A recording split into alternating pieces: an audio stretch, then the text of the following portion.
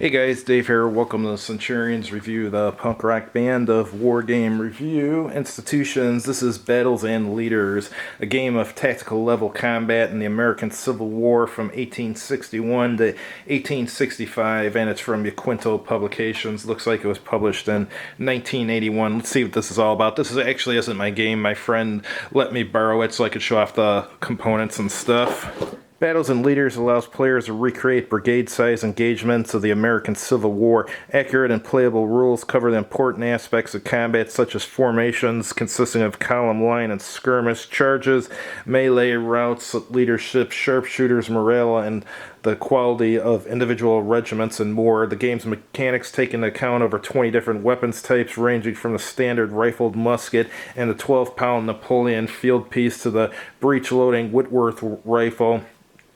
Scenarios include historical simulations such as Little Round Top and Bloody Angel, as well as situations that were generic to the war, such as meeting engagements and cavalry raids. Battles and Leaders is a game that covers its subject with style and detail, but maintains an ease of play while presenting players with the feel of the era. And it says, as far as complexity, this falls into level 3, the upper end of average wargame complexity, requiring time to master and having detailed mechanics. And supports 2 to 4 players. Don't get that many war games that can support more than 2, so that's kind of cool. Average playing time 1 to 3 hours, depending on the scenario. All right, let's see what's in here.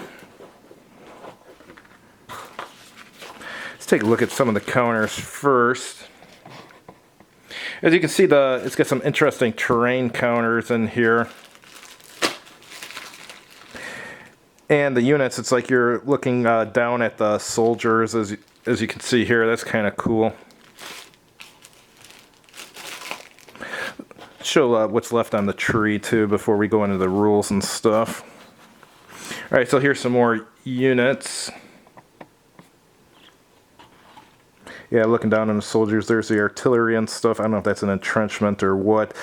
Buildings, so it's kind of cool. These are kind of unique components. Normally in war games you just get the units and that's pretty much it. Maybe some informational markers.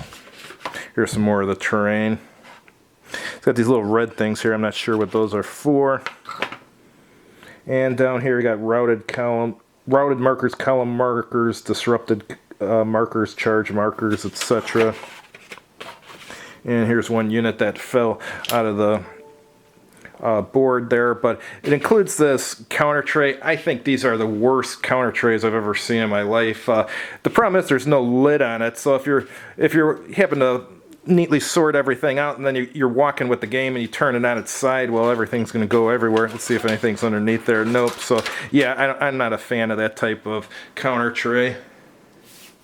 Let's look at one of the maps now too. It's kind of like a card stock. Doesn't look bad for 1981. That's about what I'd expect from them. That's not bad for that time period. It's got a little railroad track there too. See if there's another map piece here. Yes, there's several actually. It looks like. Here's another one. That one looks alright too. Actually pretty good for that era actually. Here's another one. And it looks like you can stack them all together too, so that's cool. See what else we have here.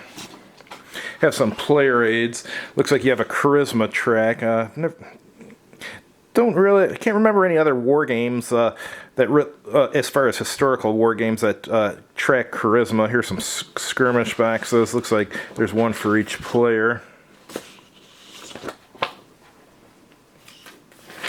And a Yaquinto advertisement for their other games. Swashbuckler, I got that. Fast Attack Boats, I used to have that. That's a good game. What else do they have here? That's good. Attack of the Mutants, I have the free version of that. I want to try the commercial version. The free version's really simple. Full South Vietnam, if you see that, get that. I have Superiority, haven't tried it yet, read the rules.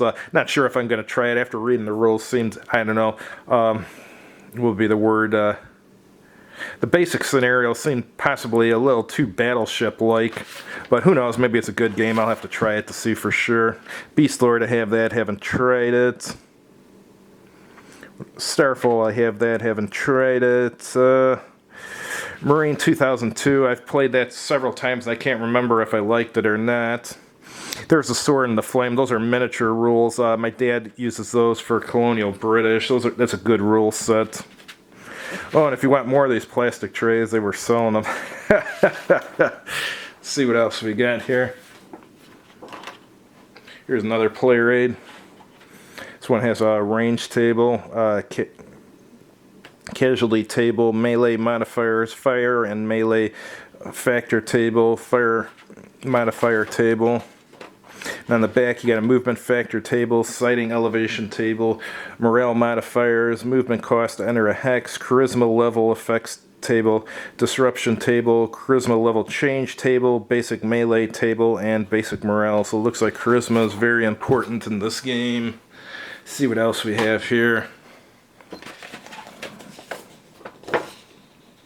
Is this the same as the other? Yeah, so you got another one for the second player. That's cool. Alright, let's take a look at the rules now.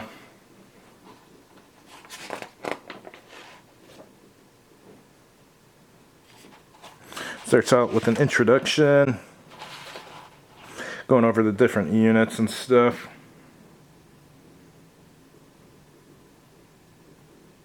Units don't really have much information on them. That's interesting. And here it's going over the setup.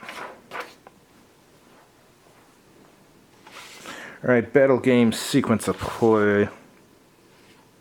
Starts with an initiative phase, goes to an announced charge phase, movement phase, fire phase, which for some reason my friend crossed it out, not sure why. Morale phase, charge movement phase, defensive fire phase, charge morale phase, defensive morale phase, melee phase, and second player phase, and then end game turn phase. Here it's going over measuring ranges and sighting.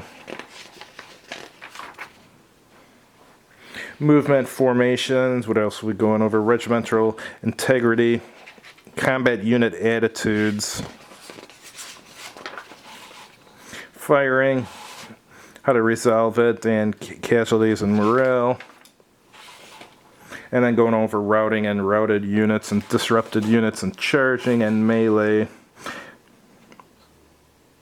And grade, I guess that's the same as quality. And now it's going over the game tables.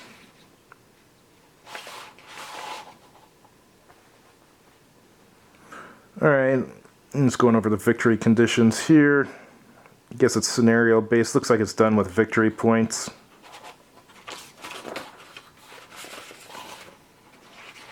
And now it's got leader rules, such as leader casualties and leader. Apparently there's a leader hit table too.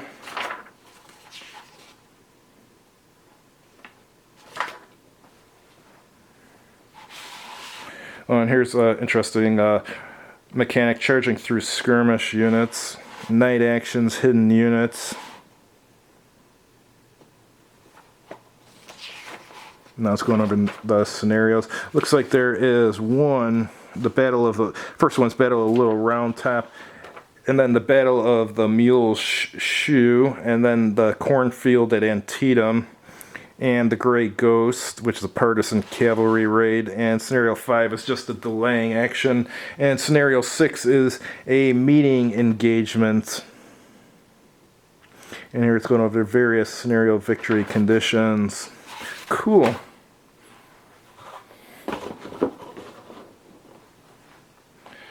Hey, I just wanted to show you guys this. Thanks for watching. If you haven't heard, I'm selling used war games on my website, so take a look and have a good evening.